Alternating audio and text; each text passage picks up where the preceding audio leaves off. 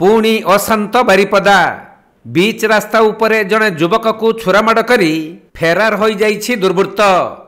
घटनाटी घटी बारिपदा सहरर जनगहलीपूर्ण स्टेशन बजार रास्तार। अति गुरुतर अवस्था युवक को बारिपदा मेडिकल कॉलेज रे भर्ती करा जाइथिबा बेले से स्थानीय एक विदेशी मद दुकानर कर्मचारी बोली जनापड़ी। छुरामाड़े अति गुरुतर होइथिबा युवक जनक बिहार सासाराम अंचलर मुना यादव। गत 2 मास हेला से बारिपदार एक विदेशी मद दुकान रे काम करुथिले।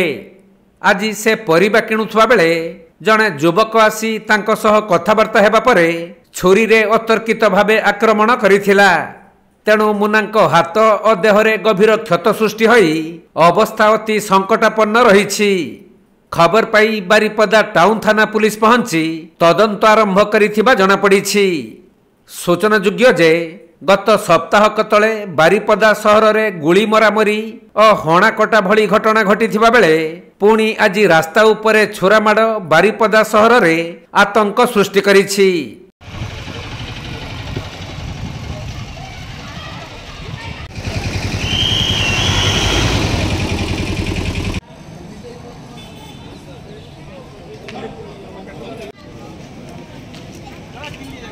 मयूरभंज जिला बारिपदारू दीपक पाणिग्राही रिपोर्ट, कोणार्क लाइव।